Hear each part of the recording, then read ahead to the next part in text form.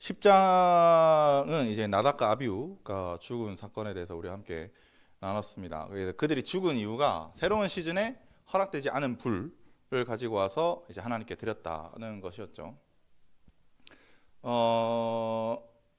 정확히는 이제 술을 먹고 왔었던 나답과 아비후 때문에 허락되지 않은 상태가 되었기 때문이다라고 우리가 함께 나눴습니다.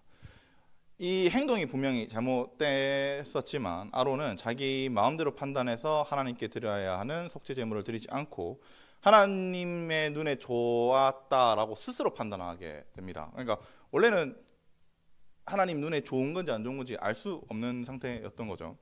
그래서 사실은 하나님 위한 것이 아니라 자신의 눈에 좋았다는 걸로 이해하면 됩니다. 또한 그것을 모세도 좋게 여겼다라고 표현을 합니다. 그래서 하나님의 눈에 좋게 여겼어야 하는데 자신의 눈에 선하게 여겼다. 자신의 눈에 좋게 여겼다라고 하는 거죠. 그래서 선하게 여길 수 있는 것은 오직 하나님뿐입니다. 그런데 사람이 자신의 눈에 선하게 여기면 어떻게 되느냐 하면 자신의 마음대로 행하게 되고 허락되지 않는 상태, 또한 부정한 상태에 머물게 된다는 겁니다. 그래서 우리는 하나님 눈에 선한 일을 먼저 해야 되고, 근데 우리 마음과 우리의 눈을 경계해야 된다고 하는 게 지난 말씀이었습니다. 이 11장부터 16장까지는 이 정결법이라고 합니다. 보통 17장부터 끝까지를 성결법이라고 하는데 저는 그렇게 구분하는 건 좀 별로 안 좋아합니다. 왜냐하면 제 기준 레위기는 1장부터 24장으로 나눠야 되고 25장부터 27장으로 나눠야 됩니다. 제 기준, 제가 연구했을 때는 아무튼 이 학자들이 정결법이라고 하는 이유가 뭐냐면 10장 10절에 보면, 우리 지난주에 10장 10절에 보면 그리하여 너희가 거룩하고 속된 것을 구별하고 부정하고 정결한 것을 분별하고 라고 이렇게 말씀하셨거든요. 그래서 속된 것과 부정한 것, 정한 것 이거 구별을 해야 된다라고 말씀해서 이제 보통 학자들이 정결법이다 이야기를 합니다. 근데 그래서 그 다음에 15장까지가 이제 그렇게 하고 16장은 뭐냐면 혹시나 내가 처리하지 못한 부정들이 있을 겁니다. 그런 부정들을 총 다 합쳐서 정리하는 게 대속죄일입니다. 대속죄일. 그러면 우리가 왜 부정한 것과 속된 것을 멀리 해야 하냐면, 부정한 것, 속된 것은 다른 게 없습니다. 하나님을 못 만나게 하기 때문입니다. 하지만 이제 좀 레위기를 보면 우리가 이해할 수 없는 부분도 있습니다. 뭐냐면 음식을 굳이 이렇게 나눠야 되는 건가? 그 다음에 그 다음 12장에 같은 경우 여성의 유출, 이제 사실 정확히 말하면 월경을 이야기하는 거거든요. 여성의 월경 자체를 좀 부정하다고 보고요. 그다음에 유출병이나 기타 등등 피부병, 이렇게 뾰루지 같은 거 나는 것도 이제 부정하다라고 봅니다. 그래서 이게 이해가 안 되는데, 그래서 정확하게 우리가 좀 봐야 될 게 이 정결법이라고 하는 것들을 제시한 목적, 그러니까 이런 법들이 생긴 목적을 우리가 좀 알아야 되는 겁니다. 여러분, 창세기 1장에서 하나님께서 창조를 하시고 난 다음에 말씀하시는 모든 것들, 그 날마다 보시기 좋았더라, 보시기 좋았더라, 보시기 좋았더라 하다가 마지막 6째 날에는 매우 좋았더라라고 표현을 하시거든요. 그래서 사실 창조 자체에서는 부정한 게 없습니다. 그렇잖아요. 이미 선한 건데, 토부라고 돼 있어서 선한 겁니다. 근데 6장쯤부터 갑자기 정결한 짐승과 부정한 짐승이 생겨나기 시작하거든요. 그러고 나서부터는 레위기에서는 아예 그걸 법제화 시켜버립니다. 분명히 하나님께서 선한 거라고 했는데 왜 정결한 것과 나오고 부정한 것이 나오는지, 이게 이제 우리한테 의문인 거죠. 근데 하나님께서 갑자기 정결한 짐승과 부정한 짐승을 세우신, 이 구별하신 배경 지식을 우리가 좀 알아야 됩니다. 구속사의 흐름을 우리가 쭉 보면은 레위기는 계시의 초, 중, 후반이면 어딜까? 완전 초반입니다. 극초반입니다. 완전. 그래서 극초반 단계에, 여러분 우리 그 신앙생활을 처음 하면, 신앙생활 처음 하자마자 많은 걸 합니까? 아니면 다 모릅니까? 다 모릅니다. 어디 가든 그 초심자의 행운은 있을지 몰라도 웬만하면 그 새로운 세계에 발들이면 잘 모르잖아요. 마찬가지입니다. 이스라엘이 여호와를 믿는 것의 초기 단계입니다. 초기 단계. 그래서 여호와를 믿는 게 얘네들은 뭔지 모릅니다. 이스라엘 백성은. 그래서 특히나 이 눈에 보이는 여호와를 믿는 게 그 보여야 뭐 믿는다 이렇게 해도 모자랄 판인데, 눈에 안 보이는 하나님, 즉 영적인 세계를 믿는다. 이거는 사실 이스라엘 백성들한테 너무 어려운, 초신자한테 너무 어려운 거죠. 그러니까 초신자한테 우리가 갑자기 오늘 뭐 목사님은 뭐 항상 된다고 하시지만 뭐 오자마자 뭐 네 예언하고 방언하고 뭐 축사하고 다 해봐 이렇게 하기가 사실 힘들죠, 사실은. 근데 오늘 말씀하신 것처럼 보여주셔야 하는 게 필요한 겁니다. 제가 또 요즘 애들을 키워보니까, 애들이 아니죠, 하나죠. 하나를 키워보니까 깨달은 게 있다면 가장 좋은 육아 교육의 두 가지 방법이 있습니다. 첫 번째는 시청각 교육이고 두 번째는 체벌입니다. 그러니까 이스라엘 백성한테 하나님 뭐 하시냐면 시청각 교육 하시는 겁니다. 이 정결법은 가장 쉽게 알려주시기 위함이라는 거죠. 초기 단계의 하나님은 백성이 죄, 하나님의 백성의 삶의 방식, 그다음에 영적인 세계, 영적인 정결, 뭐 추상적인 이런 모든 것들을 이해할 수 없는 이 백성들이 물리적 형상을 통해서, 눈에 보이는 어떤 현상들을 통해서 하나님의 백성이 어떻게 구별되고 어떻게 정결한 삶을 살아가야 하는가를 알려주는 게 이 정결법이라는 겁니다. 영적인 눈이 있는 우리한테는, 신약을 살아가고 있는 우리한테는 사실 이건 철폐된 법입니다. 우리는 이거 지킬 필요 없다는 겁니다. 그러나 여기서 우리에게 주어지는 교훈들이 있습니다. 교훈들. 우리가 제사를 할 때, 제사를 지금 우리가 지내진 않지만 이 제사의 의미를 알면 하나님과 동행하는 게 이런 거구나라는 걸 좀 알았잖아요. 그런 것처럼 영적인 분별을 할 수 있게 되고요. 그 분별을 통해서 우리가 거룩한 삶을 살아갈 수 있다라고 할 수 있는 겁니다. 그래서 그 교훈들이 이 11장부터 15장까지 나타나는 교훈들이 우리에게 실제적으로 어떠한 정결성, 어떠한 거룩성으로 나타나는지 보여준다는 게 11장부터 15장까지 말씀입니다. 이 교훈들이 오늘 우리에게 새겨져서 하나님 백성의 합당한 삶을 살아가기를 주님의 이름으로 간절히 바랍니다. 우리 1절부터 3절 한번 읽어보겠습니다. 1절부터 3절 시작. 여호와께서 모세와 아론에게 말씀하여 이르시되 이스라엘 자손에게 말하여 이르라. 육지의 모든 짐승 중 너희가 먹을 만한 생물은 이러하니 모든 짐승 중 굽이 갈라져 쪽박이 되고 책임지라는 것은 너희가 먹되. 내가 잘못 짜갖고 족발이라고 적어놔가지고 맞나? 앞에서 말했던 것처럼 이 정결법은 여러분 사도행전 15장에서 이미 없어진 법입니다. 그 바울이 바나바랑 함께 이렇게 선교하러 가고 있는데, 그때마다 바울과 바나바가 선교하고 떠나면 그 자리에 유대인 선생들이 나타나가지고 모세의 법대로 할례를 받거나 이 모세의 율법을 따르지 않으면 구원을 받지 못한다라고 이제 가르칩니다. 그러니까 이게 그 소식을 듣고 바울과 바나바가 다시 유대인들이랑 엄청 싸운 거죠. 일이 너무 커지니까 이제 예루살렘으로 가서 바울과 바나바, 그다음 유대 가르침을 가르치는 이 사람들을 데리고 간 다음에 공의회를 열고 사도들과 예수님의 제자들, 직접적인 제자들, 사도들과 장로들을 이제 재판장으로 세운 겁니다. 그래서 결론이 뭐냐? 사도행전 15장 20절에 보면은 우상 숭배와 음행과 우상 제물 중에서 목매인 죽은 것과 피를 멀리하자라고 이제 사도행전 15장 20절에서 말씀합니다.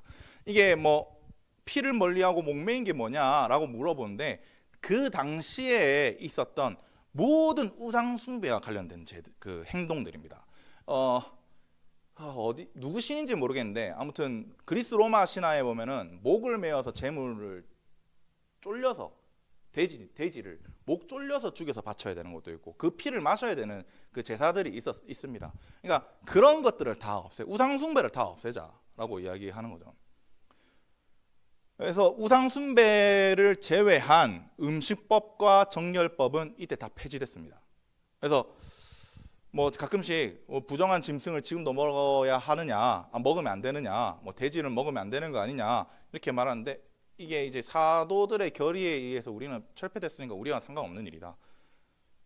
그래서 그 결의를 통해서 바울은 이제 율법의 어떤 행위가 아니라 믿음으로 말미암아 구원을 받는다라고 말하는 게 이제 갈라디아서에 대한 이 3장인가에서 쭉 다 적어놓죠.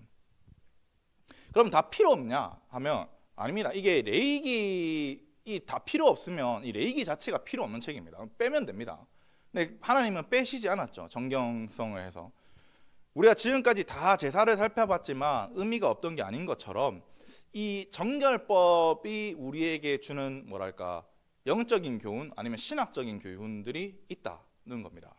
그래서 2절을 한번 보면 2절에 보면 먹을 만한 생물은 이러하니 이렇게 돼 있는데 이걸 제가 지금 직역을 하면은 이것은 그 땅에서 너희가 먹을 모든 가축으로 먹을 수 있는 짐승들이다 라고 이제 표현합니다. 그러니까 먹을 만한 이게 아니라 이거는 먹을 수 있다라고 아예 못 박아 주신 겁니다.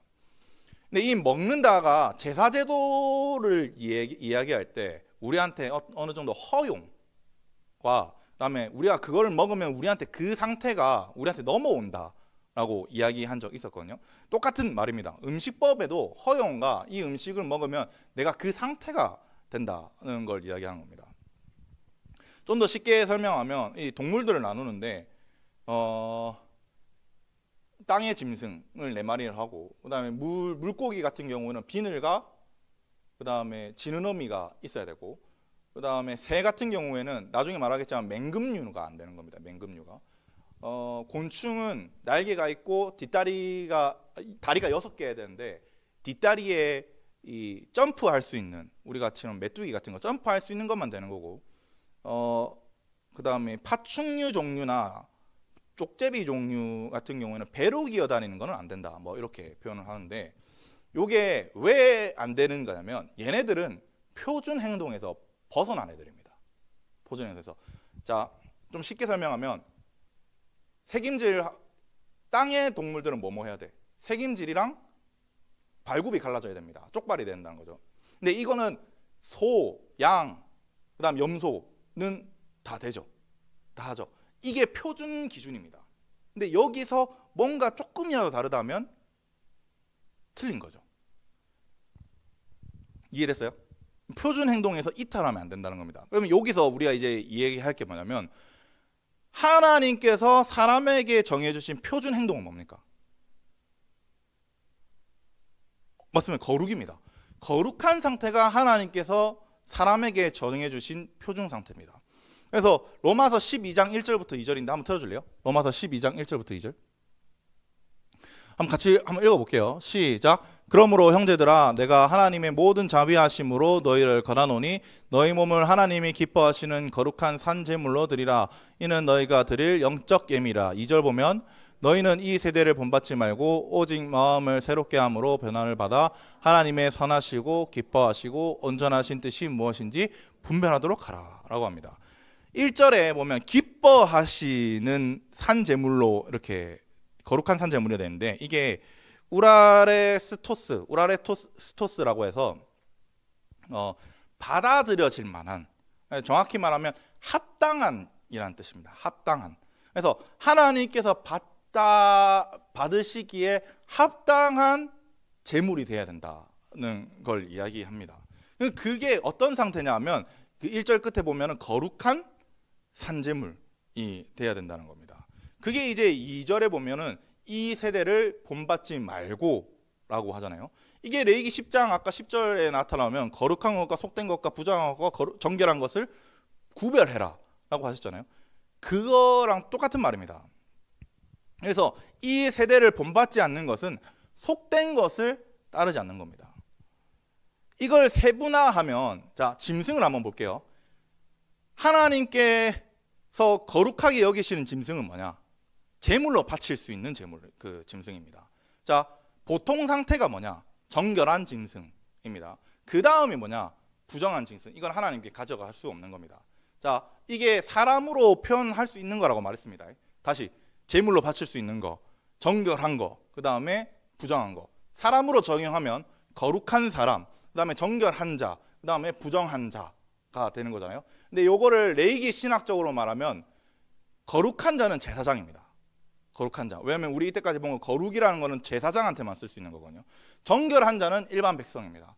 그다음에 부정한 자는 나중에 우리 10장에서 이야기했지만 나닷과 아비후처럼 허락되지 않은 자를 말하는 겁니다. 그래서 이 음식법에 나타난 부정한 동물들은 사람의 부정을 이야기하는 겁니다. 정확하게 말하면. 그래서 이 동물들의 모습이 오늘 우리가 살펴볼 모습이 사람이 되면 안 되는 신앙인의 모습이라는 겁니다.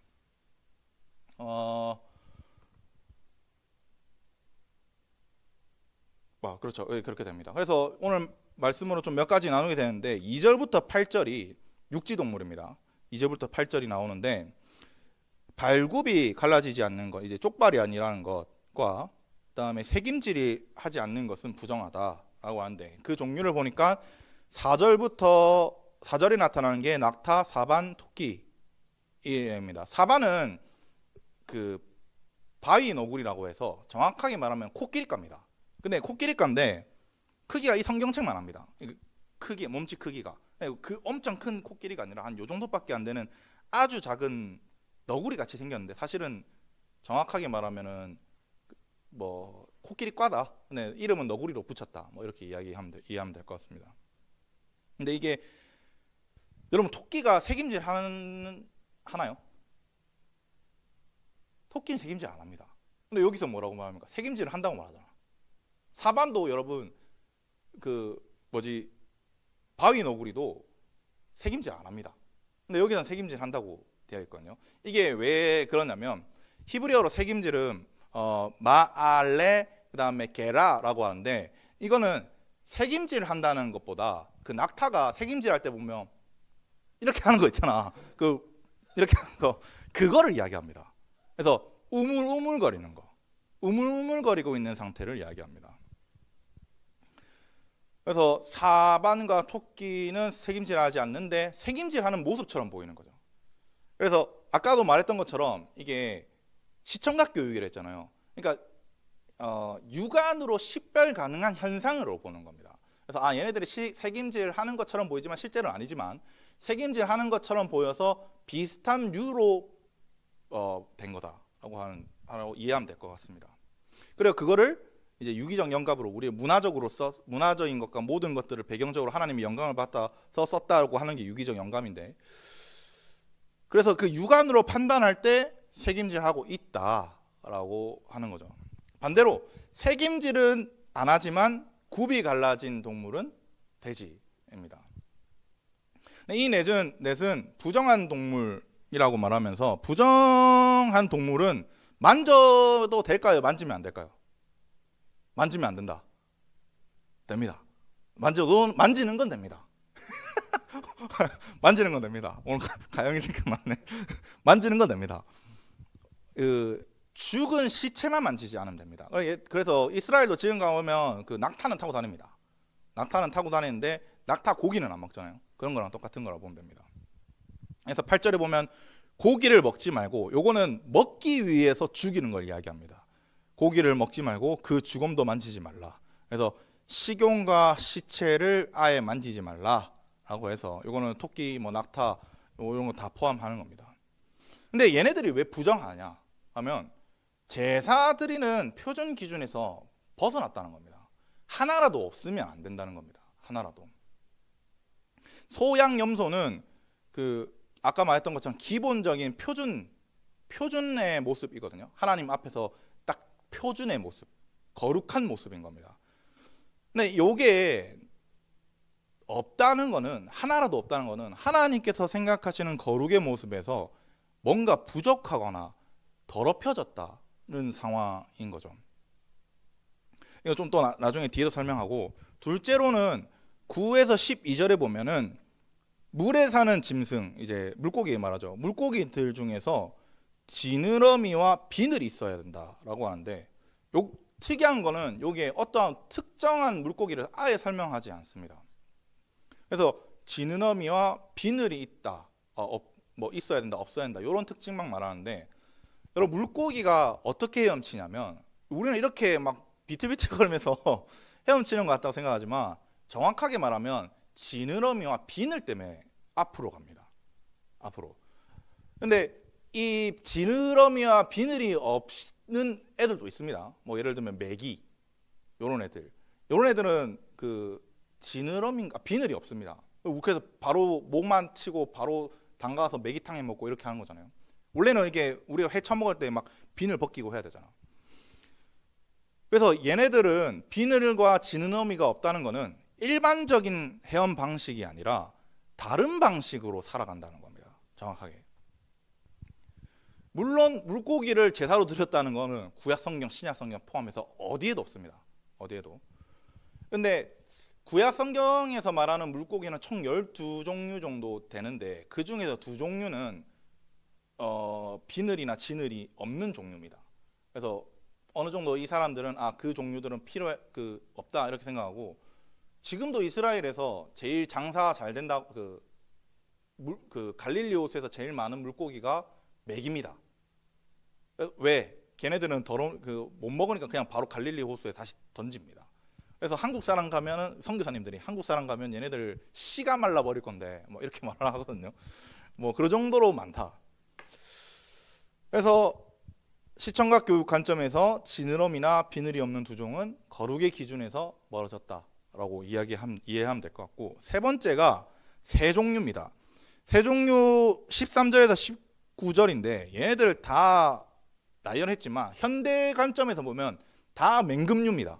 맹금류가 이제 이런 애들 말하는데 특징이 시체를 먹는 애들입니다. 맹금류들은 다 죽은 시체. 뭐 꼭 맹금류가 아닌 것도 있는데 그 시체를 먹는 행위는 같습니다. 시체를 먹는 행위는. 그래서 일반적인 새는 여러분 나무의 열매나 벽곡식 이런 걸 먹잖아요. 근데 시체를 먹는 거는 원래 벽곡식과 나무 열매 먹는 혹은 꽃에 있는 어떠한 꿀을 먹는 것에 대한 표준 행동에서 벗어난 애들이라는 거죠. 우리가 알듯이 여러분 시체는 부정한 겁니다. 그래서 그런 의미에서 맹금류는 부정한 자들이죠.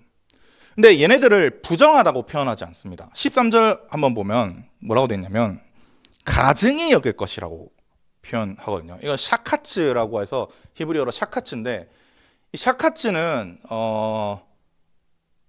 경멸하다, 혐오스럽다 표현입니다. 원래는 부정하다고 해서 탐해라고 써야 되거든요. 탐해. 근데 이 탐해를 넘어 한 단계 위입니다. 탐해보다 더 더럽다고 생각하는 게 이 샤카츠, 혐오스러운 어떤 존재 이러는 거죠.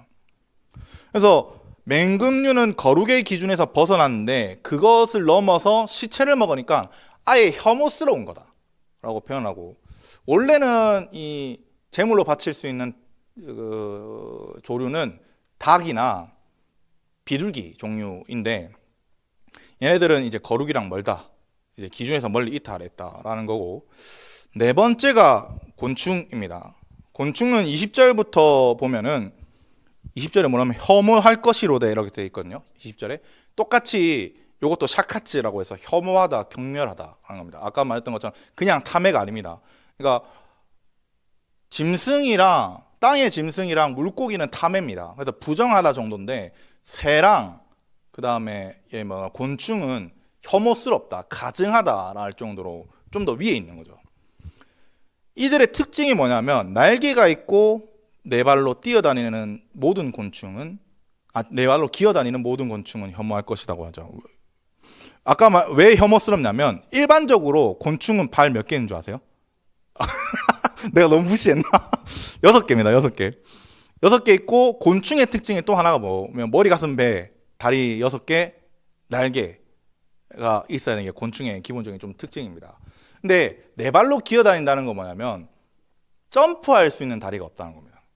그러니까 메뚜기는 제일 뒷다리가 길어서 접혀 있잖아요. 그래서 이걸로 이렇게 오늘 동물이라서 그런가 이렇게 점프하고 이렇게 하잖아요. 그런 다리가 있어야지 기본 범주라는 겁니다. 근데 그런 게 없으면 가증한 거라고 표현을 하시죠.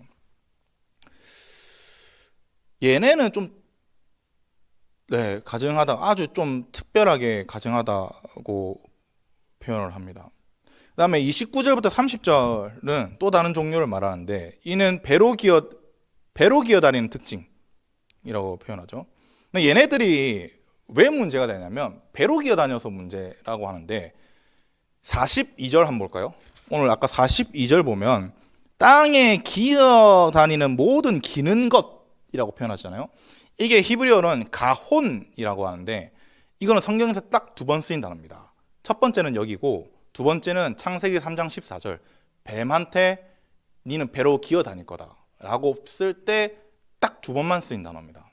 이들이 왜 부정하냐 하면 뱀의 모습을 생각하면 됩니다. 여기에 실제로 여러분 뱀 파충류 종류도 있는데 두더지 종류도 있고 그래서 모든 게 뱀 같은 파충류 종류가 아닙니다. 오로지 배로 기어다니기 때문입니다. 뱀 모습을 생각하면 창세기는 분명히 하나님의 창조 질서로 만들어진 곳인데 선한 겁니다. 모든 게 선합니다.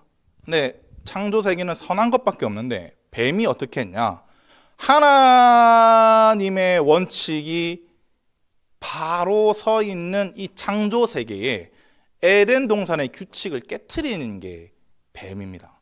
그러니까 하나님의 절대적인 법이 제일 위에 있는 것을 깨트린 자, 이제 그것을 가혼이라고 표현하는 거죠.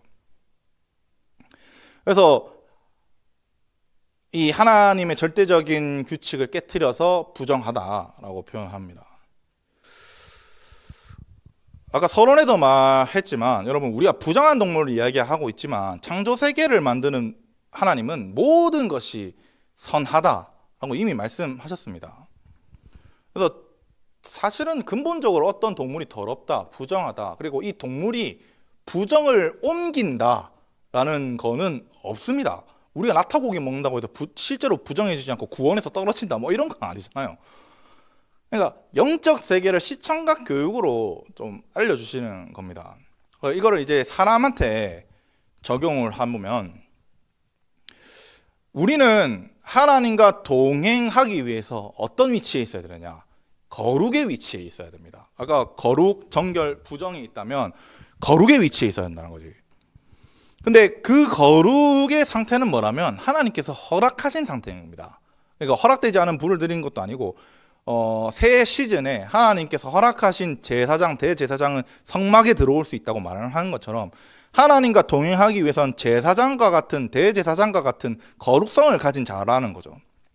그래서 레위기 22장 17절부터 25절을 보면 여호와께서 기쁘시게 받으시는 제물을 이야기합니다.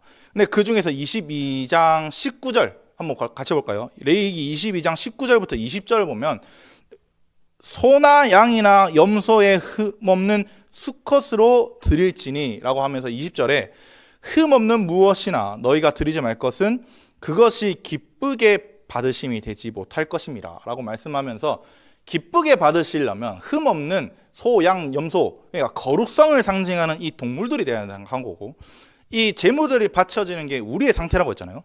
그러니까 우리가 거룩한 상태에 있어야 한다는 거지.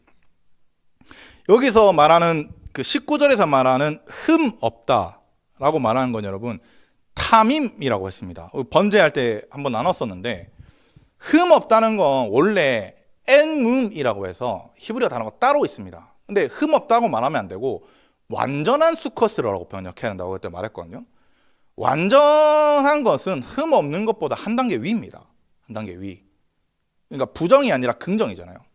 그래서 영적으로나 도덕적으로 높은 것을 요구할 때 쓰이는 단어입니다.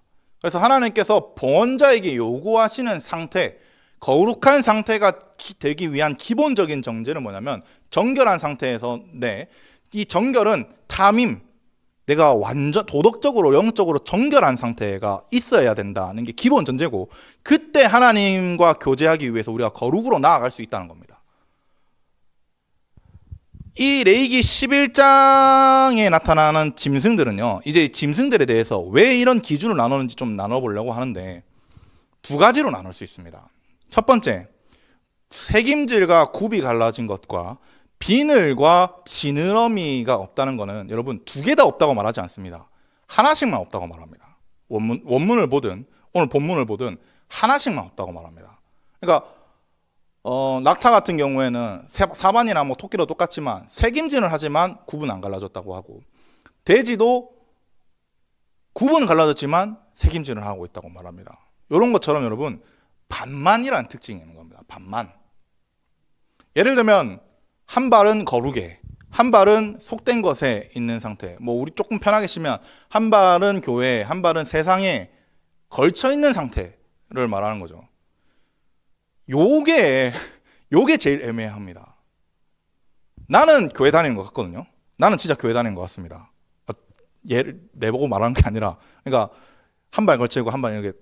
근데 신앙생활 잘하는 것 같고 교회만 오면 진짜 잘 사는 것 같은데, 실제로는 세상에 있는 것 즐기고 세상과 함께 살아가는 삶을 살아갑니다. 요게 반만 신앙입니다. 반만 신앙. 저는 이 많은 그리스도인들이 이런 삶을 살아가고 있다고 생각합니다. 왜일까? 왜 반만 신앙을 가지고 있을까?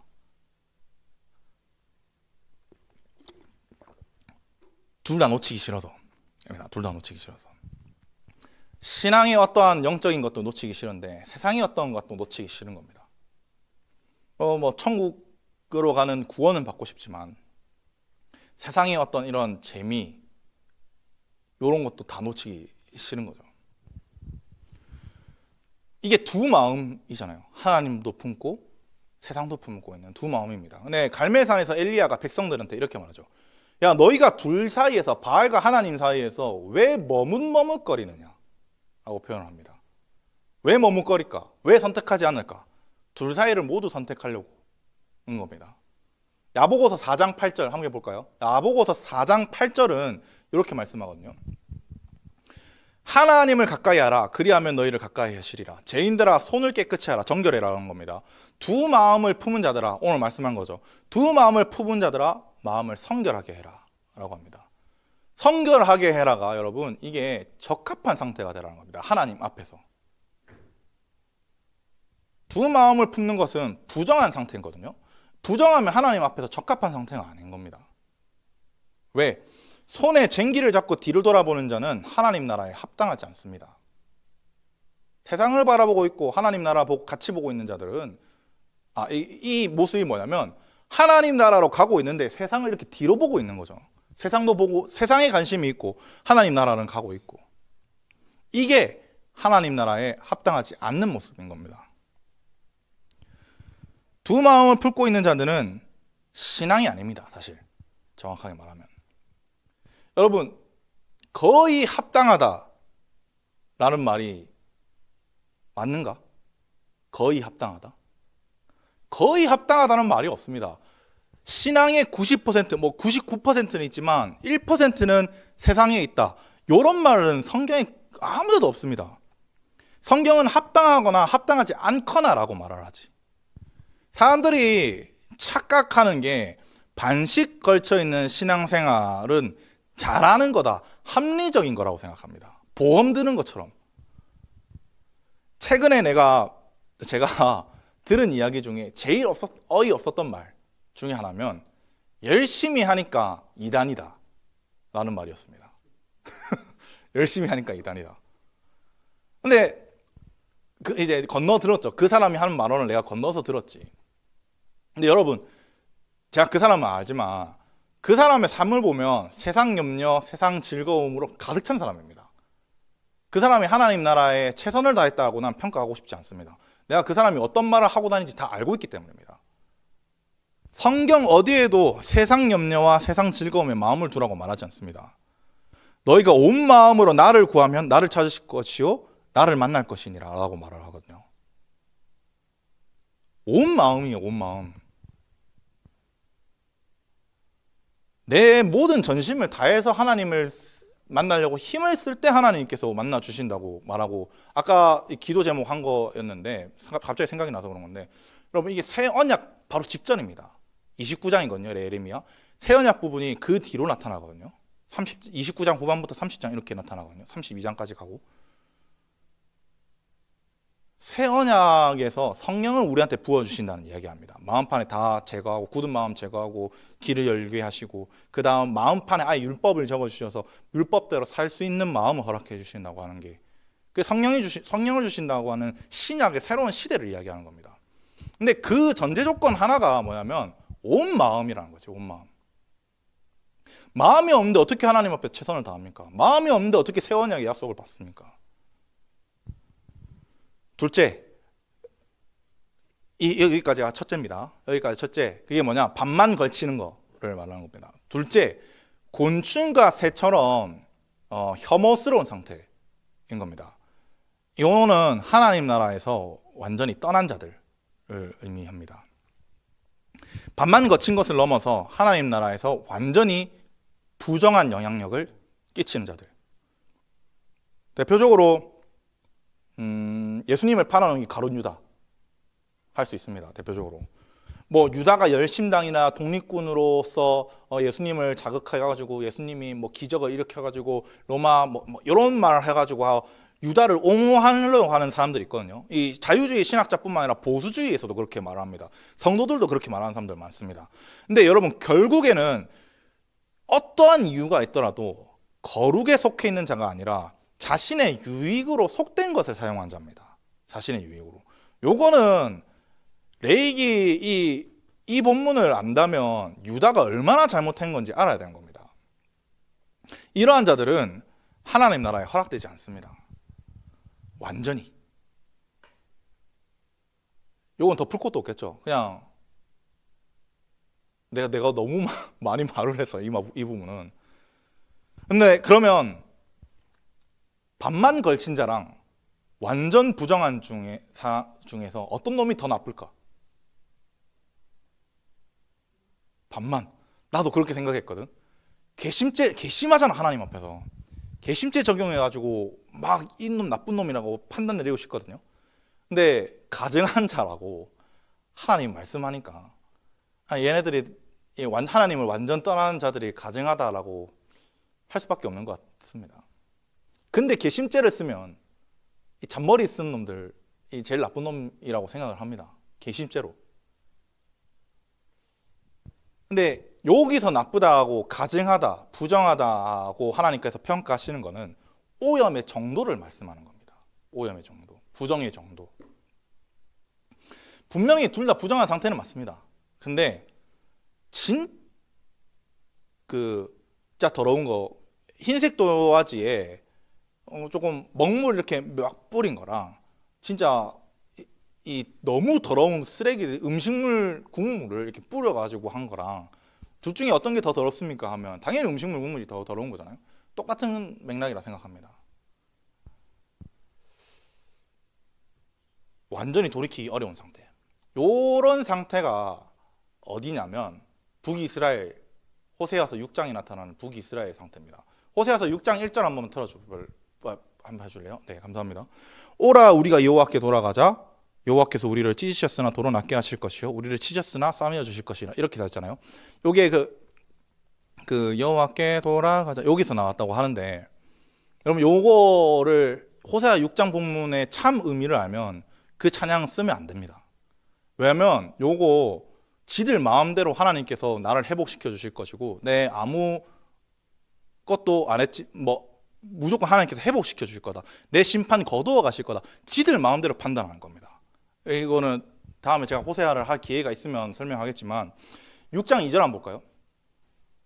그 다음에 여호와께서 이틀 후에 우리를 살리시며 셋째 날에 우리를 일으키시나 우리가 그의 앞에서 살리라 라고 하는데 제가 왜 얘네들이 거짓말이고 가짜 회개를 하고 있냐고 말하면 6장 2절은요 여러분 그 다른 신에 대한 기도문입니다. 원어를 보면 탐무즈라는 신 알죠? 그 담무스라고 하잖아요. 에스겔서에 나오는 그 신이 원래 부활과 죽음의 신입니다. 아카드 신에서 수메르 신에서. 그러니까 이 문구를 쓰는 게 뭐냐면 그 누구냐 탐무즈가 부활할 거서 그래서 기뻐하는 그 잔치에 대한 기도문입니다. 그다음 6장 3절 가면 그러므로 우리가 여호와를 알자 힘써 여호와를 알자 잘 살려고 하는 건가 했는데 그의 나타나심은 새벽빛 같이 어김없나니 비와 같이 늦은 비와 같이 이렇게 말씀하는데 새벽빛 같이 어김없나니는 새벽은 맞는데 이게 우가리신 중에 샤하르라는 신이 있습니다. 그게 새벽입니다. 그러니까 새벽을 말하는 게 아닙니다. 새벽을 나타내는 신이 있습니다. 얘네들은 자기들 그 샤하르는 희망이라는 뜻입니다. 회복, 희망. 그러니까 하나님이 회복시켜줘야 되는데 얘네들은 하나님이 회복시켜주는 게 아닙니다. 샤하르가 회복시켜준다 생각합니다. 담무즈가 자기들의 고통에서 부활해 줄 거라고 믿고 있는 겁니다. 마지막에 땅을 적시는 늦은 비와 이거는 비와 같이 늦은 비는 이거 바알신 숭배입니다.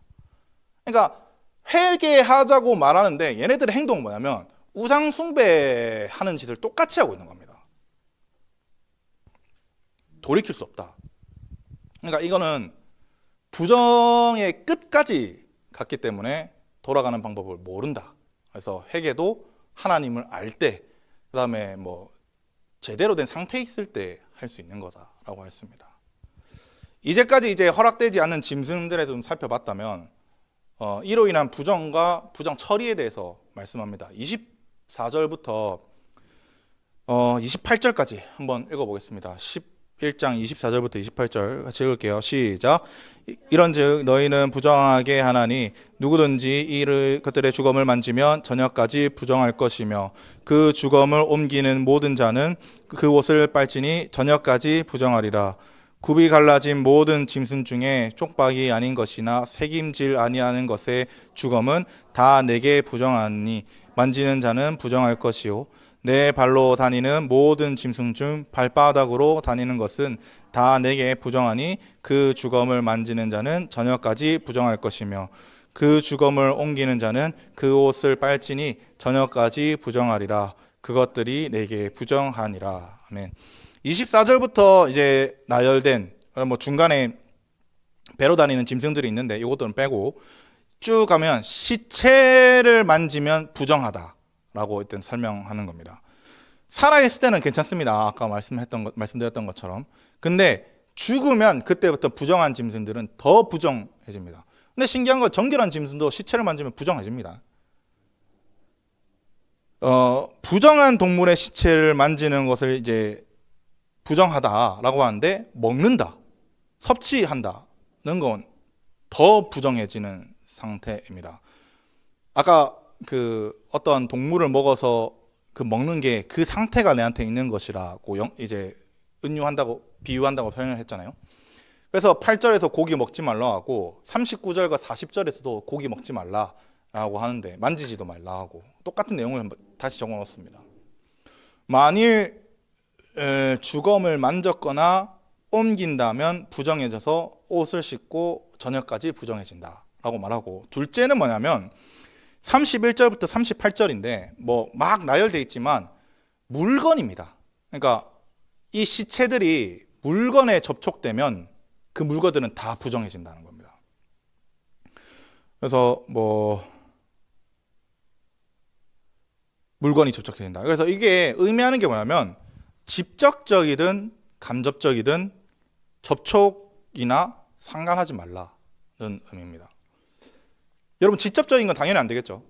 직접적인 건 당연히 안 됩니다. 허락되지 않은 상황이나 상태에 참여한다든지 함께 한다는 거는 당연히 안 됩니다. 믿지 않는 자와 멍에도 함께 매지 말라고 하는데, 그런 것처럼 부정한 상황, 부정한 물건, 이런 것들은 상종 안 하는 게 일단 첫 번째 거죠.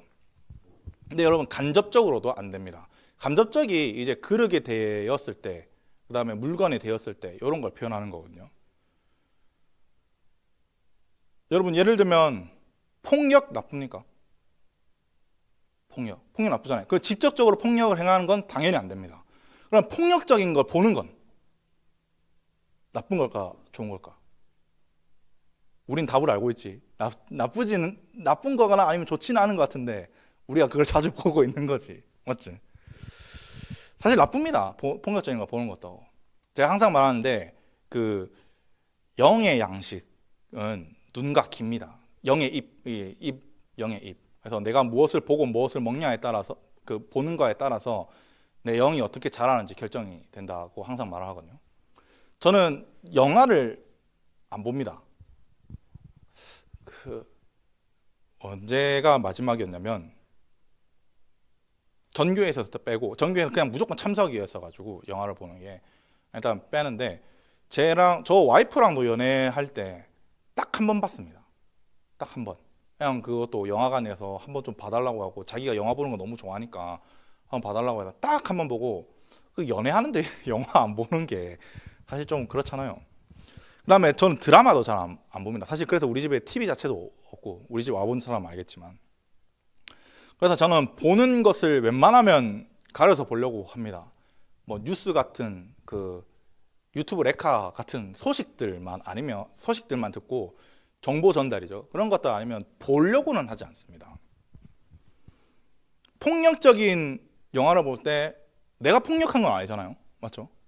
근데 폭력적인 영화를 보거나 잔인한 영화를 보면 저도 모르게 그 행동을 따라합니다.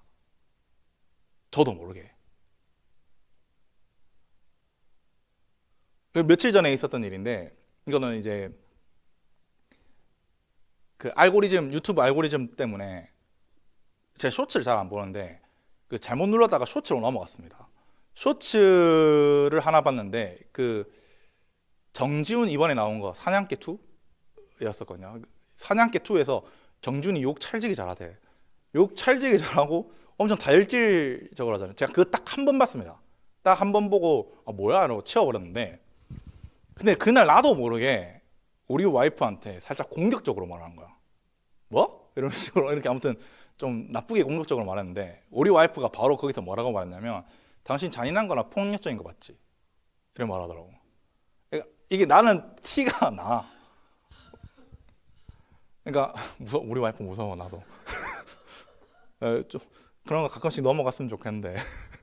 여러분 이게 우리가 보는 것들로 인해서 나도 모르게 그게 드러나는 게 있습니다. 사람들은 가끔씩 이건 내 성격이야, 내 기질이야 라고 말하는 사람들이 있거든요. 아닙니다. 내가 봐서 그런 겁니다. 내가 들어서 그런 겁니다. 나 옛날에 내가 MBTI인 줄 알았어. 진짜로. 20대 초반까지. 사람 만나고 사람이랑 놀고 밤새도록 놀고 막 이렇게 하는 게 내 성향인 줄 알았습니다. 난 아니더라고. 알고 보니까 난 대문자 I더라고. 대문자 I. 그리고 나는 진짜 계획 없이 살아가는 사람인 줄 알았습니다. 아니더라고. 난 J가 100이더라고. 나는 진짜 감정적인 사람인 줄 알았습니다. 아니더라고. 나는 T가 100이더라고. 근데 내가 왜 옛날에 그렇게 살았지?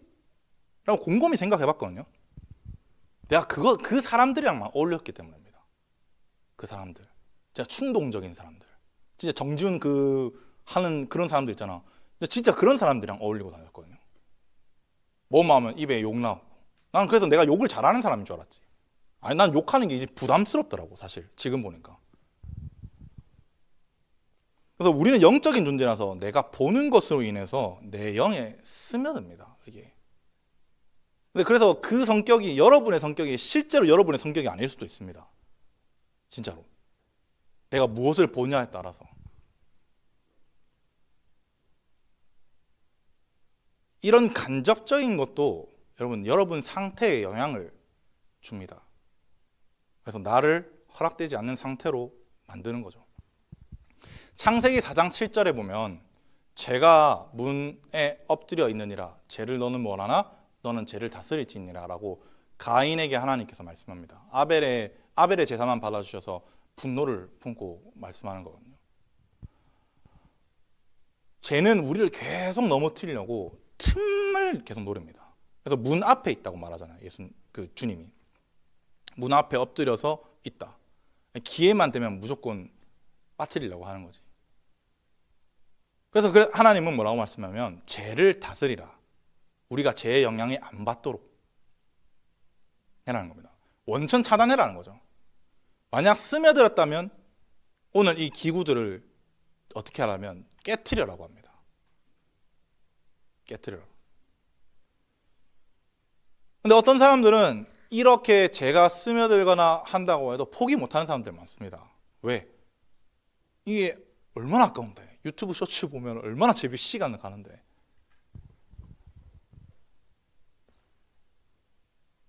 예수님은 마태복음 5장 29절 30절 한번 같이 볼까요? 마태복음 5장 29절에서 30절에서 이렇게 말씀합니다.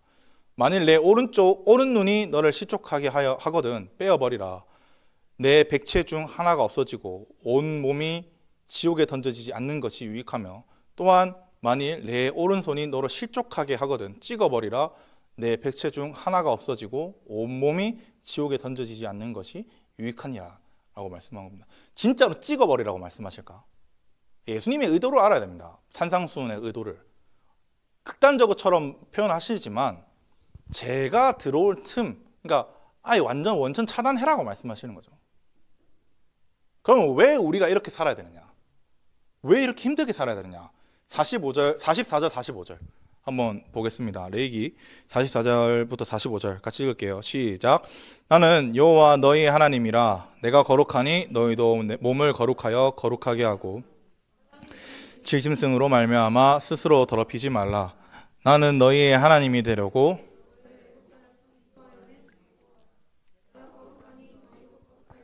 아멘. 하나님은 우리에게 너희 몸을 구별하라고 말씀합니다.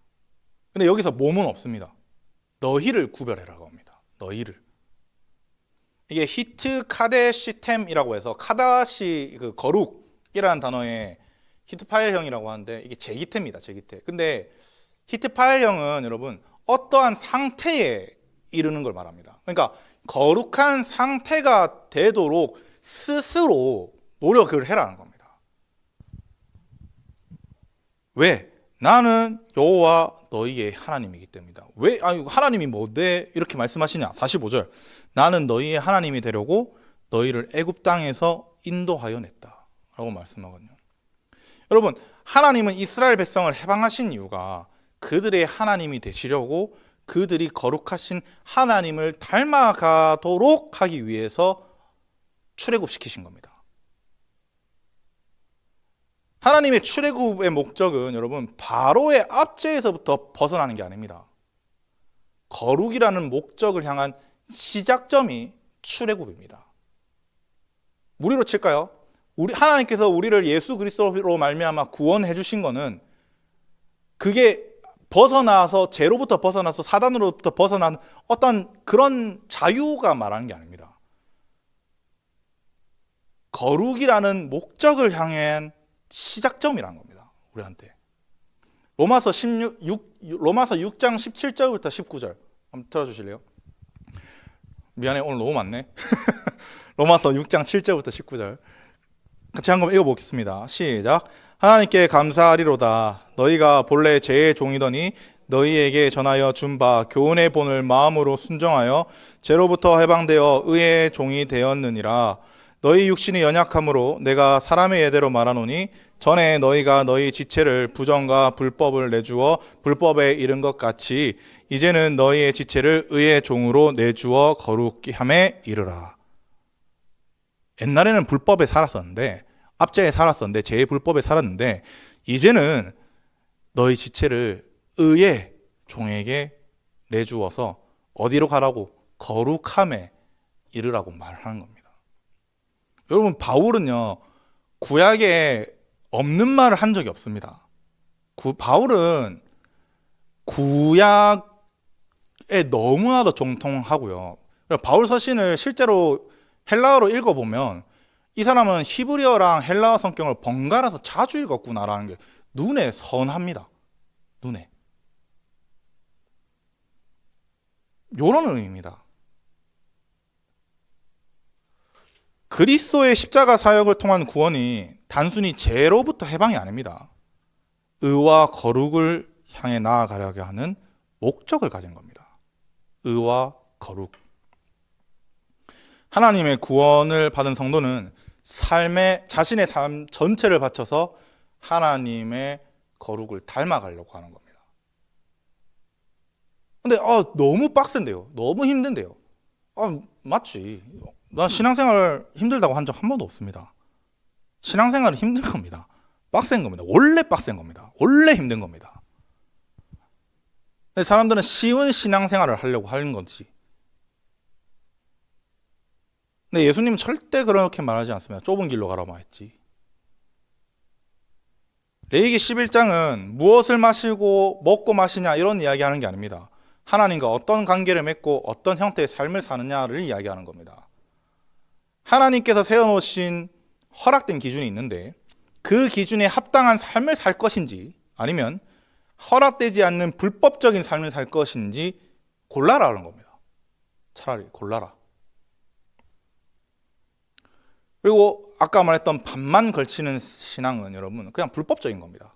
뭐 사람들이 뭐 보험 드는 거 이거 있잖아요. 뭐 반만 해서 한다고 하는 거.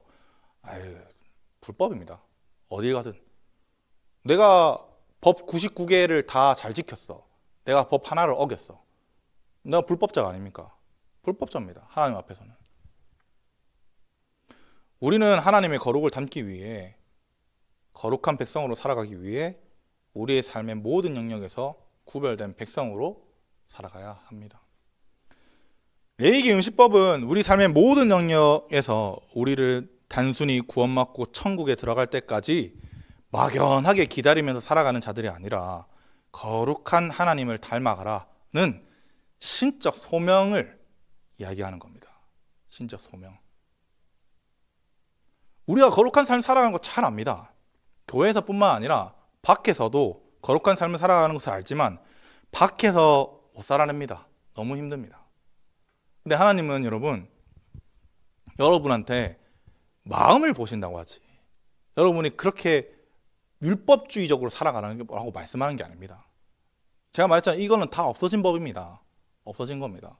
요 신학적 의미를 우리가 그대로 가져오면 한 줄로 성경 구절 한 줄로 요약할 수 있습니다. 뭐냐면 먹고 마시든지 무엇을 하든지 하나님의 영광을 위해서 하라는 겁니다. 이 한 줄이 이 11장 전체를 다 커버할 수 있습니다. 하나님께 영광을 돌리려는 그 거룩한 부담을 가지고 살 때 우리의 일상에서도 거룩함이 나타날 겁니다. 왜? 우리를 구원하신 분이 거룩하신 분이며 우리에게도 거룩해라. 그리고 제가 수요 예배 때도 한번 말씀드렸었는데 하나님은 그 거룩한 삶을 살아가려고 하는 자에게 그 거룩한 삶을 살아가도록 은혜를 베푸십니다. 거룩의 시작이 무엇이냐? 47절입니다. 47절 보면 부정하고 정한 것과 먹을 생물과 먹지 못한 생물을 분별하는 겁니다. 여러분 거룩의 시작이 먼저 합니까? 분별입니다. 거룩의 시작이. 이 영상을 보면 내한테 영적으로 어떤 거룩함에 이르게 되는지 아니면 내가 부정하게 되는지 분별할 줄 알아야 되는 거고요. 어떤 사람을 만나고 어떤 장소를 가게 되는데 거룩함에 있게 되는 건지 부정함에 있게 되는 건지 분별하고 구별하는 겁니다. 부산 사람은 아는데 서면이라는 동네가 있습니다. 그 동네 아주 향락적입니다. 아주 향락적입니다. 근데 제가 예수 믿기 전에 그 길을 거의 일주일에 6번을 갔습니다. 예수 믿기 전입니다. 지금은 안 가. 지금 갔다고 말하면 안 돼.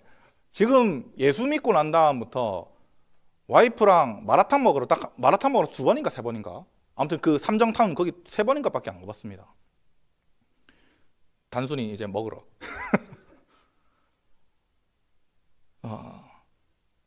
장소도 분별할 줄 알아야 됩니다.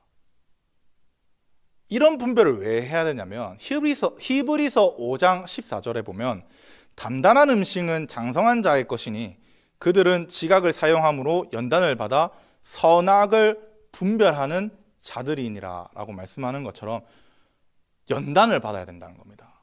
그래서 분별할 수 있다는 겁니다. 연단은요 여러분 히브리어로 김나조입니다. 헬라어로 김나조인데 이 김나조는 운동선수가 훈련할 때 웨이트 트레이닝 하든 뭐 어떤 복싱 선수면 복싱 훈련을 하든 그런 훈련 상태를 이야기하는 겁니다. 그 훈련 상태가 되면 분별을 위한 훈련 상태를 이어서 훈련을 할 때 선악을 분별할 수 있는 자가 되는 겁니다. 성경은 영적 예민함, 분별함이 타고났다고 말하지 않습니다. 여기서는 무조건 훈련해라고 하잖아. 훈련이 있어야 되는 겁니다. 훈련이. 분별하려고 하면 훈련이 있어야 된다. 베레아 정신이 필요한 거죠. 베레아 정신. 옳고 그른 게 무엇인지 구분할 줄 알아야 된다. 최근에 여러분들 저도 이거를 이제 지난주에 어떤 강도사님이 말해줘서 알았었는데 그것이 알고 싶다 해서 시흥 제2교회 사건을 다뤘습니다. 그게 뭐 말도 안 되는 교리로 성도 따바크 알죠? 히브리어 따바크. 따바크로 우측 따바크, 좌측 따바크가 있다. 우측 따바크 이거 결혼이다. 그래서 우측 따바크에 있는 남편은 남편이고 좌측 따바크는 담임 목사다. 그래서 담임 목사, 좌측 따바크인 담임 목사랑도 성관계를 맺어야지 구원을 받는다라고 말하는 건데, 여러분 이게 막 이단 사이비가 있는 교회가 아니라, 시비가 있었던 교회가 아니라 일반적인 교회였습니다. 일반적인 교회. 내가 합동이 있는 교회. 장자교단이라고 하는 교단에. 근데 그리고 결혼을 목사님이 시켜주는 사람이랑만 해야 됐습니다. 예를 들면, 예입니다. 너희 둘이만 결혼해야 돼. 너희 둘이 말고 다른 사람이랑 결혼하면 안 돼. 진짜 말도 안 되게 사람들이 많이 따랐습니다. 그 교회가 작은 교회가 아닙니다. 그래도 좀 몇백 명 있는 교회입니다. 왜 그런 줄 압니까? 왜 따라하는 줄 압니까? 스스로 분별할 수 있는 능력이 없기 때문입니다. 히브리서 5장 14절 모르기 때문입니다. 스스로 분별할 수 있는 능력이 없기 때문입니다. 여러분들이 스스로 분별할 수 있는 능력을 키워야 됩니다. 그리고 그 분별을 통해서 여러분들이 하나님을 닮아가는 거룩에 나아가는 겁니다. 분별은 시작입니다. 시작. 저와 여러분들이 하나님을 닮는 자들이 되기를 바랍니다. 거룩이라는 단어는 여러분 추상적으로 보이잖아요. 근데 간단명료합니다. 거룩이라는 말은 거룩하신 하나님을 닮아가는 겁니다. 하나님을 닮는 자들이 하나님과 동행할 수 있는 겁니다. 그 동행의 첫 번째는 부정한 것과 속된 것을 구별하여서 정결한 상태와 거룩한 상태에 있는 겁니다. 내가 반만 걸치고 있는지 분별할 줄 알면 됩니다. 내가 완전히 부정함에 속해 있는지 구별하면 됩니다. 혹시 이게 나에게 직접적으로 부정을 영향 끼치는 건지 아닌지 구별하면 됩니다. 간접적으로 나한테 부정을 영향을 끼치는 것인지 아닌지 구별하면 됩니다. 거룩으로 나아가는 건 분별. 이거를 좀 요즘 말로 표현하면 메타인지입니다. 신앙의 메타인지. 내 신앙의 위치가 지금 어디에 있는지 알면 내가 무엇을 할지 알게 되는 겁니다. 저와 여러분들이 지금 나의 상태를 알고 나를 깨닫고 이해하는 자들이 되시기를 바랍니다. 그래서 하나님과 거룩한 동행으로 나아가는 저와 여러분들이 되시기를 주님의 이름으로 간절히 바랍니다. 함께 기도하겠습니다.